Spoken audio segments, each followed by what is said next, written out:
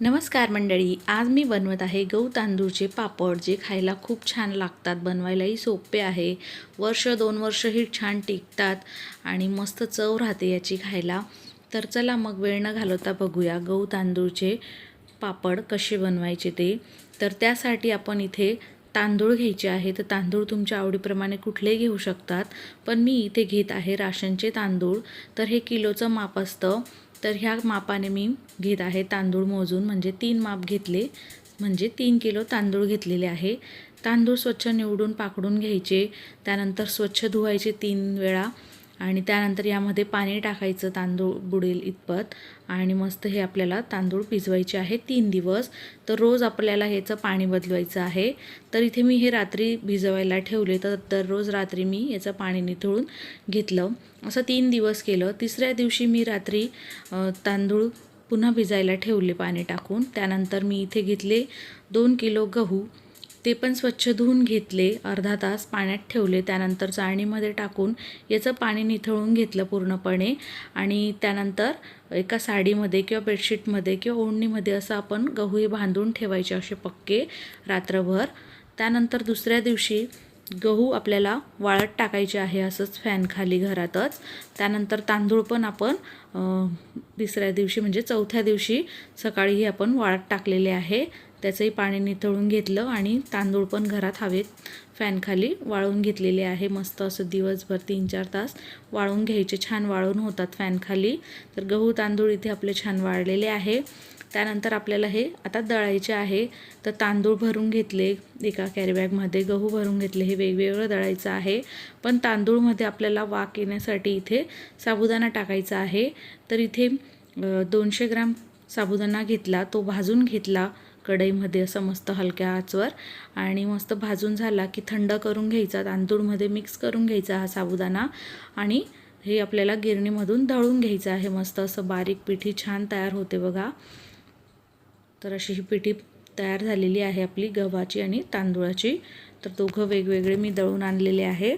त्यानंतर इथे आपल्याला आता हे चाळून घ्यायचं आहे, वस्त्रगाळ करायचं आहे. म्हणजे तर साडीचा कपडा आपल्याला एखाद्या पाटीला तगारीला असं बांधून घ्यायचं आणि त्याच्याने आपल्याला हे गाळून घ्यायचे आहेत दोन्ही पिठं. तर दोन्ही एकत्रही करू शकतात किंवा वेगळेही ठेवू शकतात. तर बघा याचा असा कोंडा निघतो. तर गव्हाचं पीठ गाळणं खूप गरजेचं आहे. तांदूळचं तुम्ही साध्या चाळणीनेही चाळलं तरी चालेल, पण गव्हाचं नक्की असं वस्त्रगाळ करा. तर इथे आता गव्हाचं पीठ गाळलेलं आहे, तांदूळचं पण पीठ गाळलेलं आहे. इथे मी आता हे एकत्र करून घेते. आपण गाळताना पण एकत्र करू शकतो. आता हे व्यवस्थित हाताने मिक्स करून घेते, एकजीव करून घेते.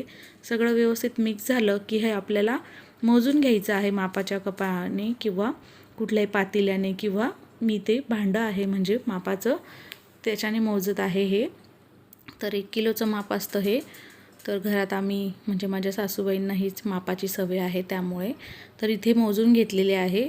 तर 8 माप हे पीठ भरलेलं आहे. 8 मापला थोडंसं कमी होतं 8व्या मापाला, पण हलक्या हाताने भरलं तर बरोबर 8 माप येतं. तर आता याचे आपण 8 माप करून झाले की त्यानंतर याचे 2 भाग करायचे, म्हणजे 4-4 आपण 2 वेळा खिशी घेणार आहोत, कारण एकदम एवढी खिशी घेतली जात नाही. हे संपूर्ण 5 किलोचं पीठ आहे, 3 किलो तांदूळ आणि 2 किलो गव्हाचं. तर इथे आता आपल्याला हे पीठ 2 भाग करून घेतले. त्यानंतर 5 किलो पिठासाठी आपल्याला लागतो 100 ग्राम पापड खार, म्हणजे फुलाखार असतो हा. तर हा ताजाच घ्यायचा, नवीन, जुनावाला वापरायचा नाही. असा हलका, म्हणजे लगेच हात लावल्यावर मुडायला पाहिजे. हा थोडा कडक आहे बघा, असा घ्यायचा नाही. तर एकदम हलक्या हाताने लगेच हे होईल, चुरेन असा घ्यायचा. तर याचे मी 2 भाग करून घेते, कारण 2 खिश्या घ्यायच्या आहे, म्हणजे 50-50 ग्रॅम असे करायचे आहे. 1 किलोसाठी 20 ग्रॅम आपल्याला फुलाखार लागतो. तर इथे आपलं 2.5 किलो पीठ असं तयार झालेलं आहे. आपण चमच्यानेही मोजून घ्यायचं. तर बघा साधारण 4 चमचे इथे आपला फुलाखार येतो, असा 50-50 ग्रॅम. तर आपण करून घ्यायचा हा. त्यानंतर इथे आपण हे 2 भाग करून घेतलेले आहे आणि हा अर्धा फुलाखार आपण बाजूला ठेवूया दुसऱ्या खिशीसाठी. बाकी आता जे सामान आहे, सगळा मसाला आहे, तो आपल्या आवडीप्रमाणे आपण कमी जास्त घेऊ शकतो. पण इथे मला मसाला खूप असं जास्त टाकलेला पापड आवडतो, कारण अजून जास्त चविष्ट लागतो तो. तर इथे मी पोहे खाण्याचा जो चमचा असतो घरातला रेग्युलर, त्याच्याने मोजून घेणार आहे. तर इथे सगळ्यात आधी मी बडीशोप घेत आहे. तर साधारण आपल्याला 5 किलोसाठी इथे आपण 10 चमचे वापरलं तरी चालतं. तर मी इथं थोडं एक्स्ट्रा घेते, म्हणजे 7-7 चमचे मी घेत आहे बडीशोप आणि जिरं ओवा असं 7-7 चमचे मोजून घेणार आहे. तुम्ही इथे थोडं कमी टाकलं तरी चालेल. बऱ्याच जणांना कमी मसाला आवडतो किंवा जास्त आवडतो, त्या अंदाजाने मसाला कमी जास्त करू शकतात. तर मी इथे 7-7 चमचे घेऊन घेतलेला आहे एका अर्ध्या खिशीसाठी. 2.5 किलोच्या खिशीसाठी तुम्ही कमी करा तरी चालेल. तर इथे आता बडीशोप, ओवा आणि जिरं असं मी 7-7 चमचे घेऊन घेतलं. त्यानंतर मिक्सरच्या भांड्यामध्ये टाकून घ्यायचं आपल्याला आणि याची जाडसर अशी पावडर करायची राहते. पण आता आपण इथे साईडला ठेवूया. सगळं साहित्य आधी आपण काढून घ्यायचं. त्यानंतर मीठ घ्यायचं आहे आपल्याला चवीप्रमाणे. तर इथे आपण चमच्याने 1.5 चमचा मीठ लागतं 1 किलो खिशीला, तर त्या अंदाजाने आपल्याला घ्यायचं आहे. तर इथे 2.5 चमचे मी घेतलेला आहे आणि थोडंसं वर. तर खूप असे पापड नंतर खार व्हायला नको, त्यामुळे थोडं कमी टाकायचं, नंतर आपण चव बघून करायचं आहे. तर इथे मी मीठ घेतलं. त्यानंतर तिळी घेतलेली आहे. तिळी आपण भरपूर टाकली तरी चालतं. तर तिळी आपण काढून घेतलेली आहे अशी. त्यानंतर जिरं, बडीशोप, ओवा हे मिक्सरमधून फिरून घेतलेला आहे मसाला. आणि आता आपण हे सगळं काढून घेतलेलं आहे ताटामध्ये साहित्य. आता याच्यामध्ये मी थोडीशी एक सवागीचा तुकडा टाकणार आहे, बारीक खडा असा. ऑप्शनल आहे तो टाकणं, पण सासूबाई म्हणे टाकायचं की छान फुलतो अजून पापड, त्यासाठी. त्यानंतर तेल घेतलेलं आहे 1 वाटी भरून आणि त्यानंतर आपल्याला पाणी लागणार आहे. तर 1 माप पिठासाठी 1.25 ते 1.5 माप असं पाणी लागतं. त्यानंतर हिंग घ्यायचं आहे आपल्याला 2 चमचे भरून, 1.5 ते 2 चमचा घ्यायचं.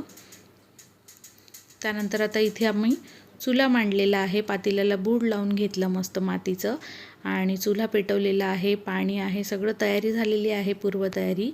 आता पातेल्यामध्ये आपण पाणी टाकायचं आहे. तर इथे 2.5 माप पिठाची आपण खिशी घेत आहोत, त्यासाठी मी इथे 4 माप पाणी ठेवलेलं आहे आणि साईडला एक्स्ट्रा गरम पाणी पण आपण ठेवू शकतो, कारण तांदूळ जुने असले, गहू जुने असले तर पाणी जास्त लागतं. तर त्या अंदाजानेच आपल्याला टाकायचं आहे.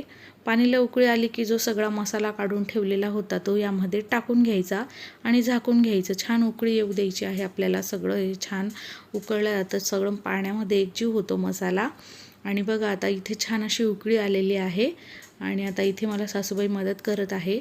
तर इथे आपण जे पीठ काढून ठेवलेलं आहे 2.5 माप, ते यामध्ये असं टाकून घ्यायचं आहे. बघा मी एका हाताने मोबाईल पकडून ते शूट करत आहे, तर त्यामुळे थोडंसं व्यवस्थित आलेलं नाही आहे. तर बघा पीठ टाकून घेतलं. एक तर तसंच 5-1 मिनटं तर राहू द्यायचं किंवा लगेच पटकन हे मिक्स करून घ्यायचं, म्हणजे गाठी पडायला नको. त्यासाठी इथे माझ्या सासूबाईने लगेच हे मिक्स करून घेतलं आणि नंतर लागेल तसं थोडं थोडं पाणी टाकलं गरजेप्रमाणे. खूप पातळ व्हायला नको आणि खूप घट्टही नाही, असं मस्त सॉफ्ट व्हायला पाहिजे पीठ, म्हणजे लाटायला पण जड जात नाही.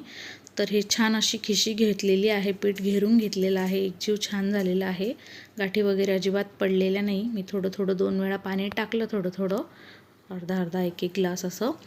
आणि छान आता हे पीठ मस्त खिशी झालेली आहे आपली. आता इथे एक कॉटनचा ओला कपडा घ्यायचा आणि तो आपल्याला ह्या पिठावर ठेवायचं आहे झाकून, म्हणजे छान ते पीठ वाफवलं जातं त्यासाठी.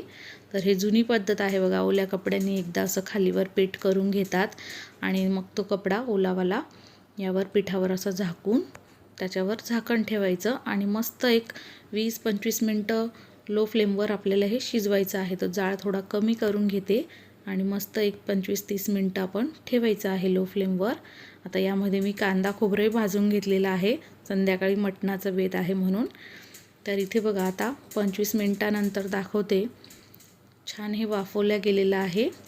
आणि आता यामधला एक गोळा घ्यायचा, खालचा काढायचा, खालीवर पीठ करून घ्यायचं, एक गोळा काढायचा आणि पातेल्या आपल्याला चुल्यावरच राहू द्यायचं आहे. आणि इथे आता पीठ जे आहे ते आपण एका प्लॅस्टिकच्या पिशवीत टाकून छान असं मळून घ्यायचं आहे, सॉफ्ट करून घ्यायचं आहे, एकसारखं होतं ते. आणि त्याच्या छोट्या छोट्या लाट्या करायच्या, छोट्या मोठ्या आवडीप्रमाणे.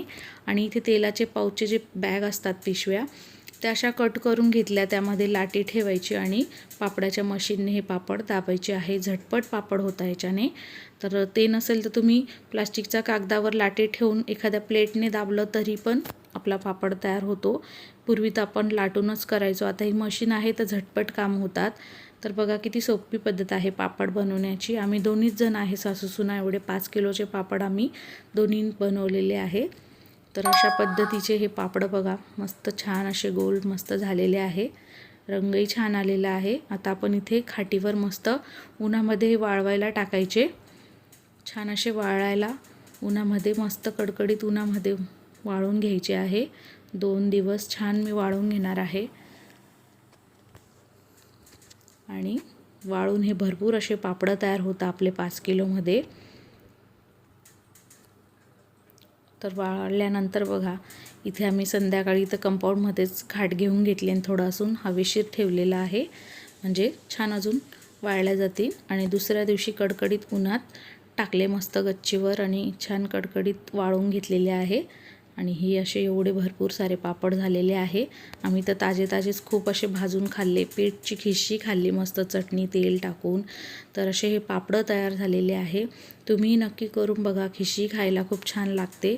आता इथे आपण हे पापड हवाबंद डब्यात किंवा पिंपात असं ठेवायचं कोठीमध्ये आणि लागेल तसे काढायचे वापरायला मस्त. तर छान असे हे पापड तयार झालेले आहेत. तळून पण हे 4 ते 5 पट फुलतात, पण आम्हाला भाजून खूप आवडतात हे पापड. सणावाराला आम्ही तळून खातो, पण इथे आता मी तुम्हाला भाजून दाखवते किती छान असा फुललेला आहे पापड. तर इथे आपण 1-2-3 पापड भाजून बघूया कसे झालेले आहे ते. पापड झाला ना की तो भुजला नाही तर लगेच आपल्याला समाधान वाटत नाही की बाबा फुलतोय का नाही, व्यवस्थित झाला की नाही, चव आली की नाही व्यवस्थित. तर लगेच आपण भाजून बघायचा, म्हणजे आपल्याला एक समाधान पण वाटतं छान झाले असं पापड. तर मस्त पापड फुललेला आहे. मस्त त्यावर तेल टाकून खायचा, थोडंसं शेंगदाण्याचं तेल असं, किंवा असाच खायचा. खूप छान लागतो जेवणासोबत खायला, तोंडी लावायला. आणि गहू तांदूळचा पापड माझा फेवरेट आहे, तसाच नागलीचाही फेवरेट आहे. तर असे हे पापड मी बनवून ठेवलेले आहे वर्षभरासाठीचे.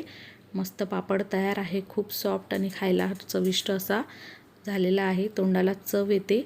रेसिपी आवडल्यास तुम्ही लाईक शेअर सबस्क्राईब करा. आणि वेळात वेळ काढून तुम्ही माझी रेसिपी बघितली त्याबद्दल मनापासून धन्यवाद. भेटू पुन्हा लवकरच साध्या सोप्या घरगुती रेसिपीसोबत. तोपर्यंत बाय बाय, धन्यवाद.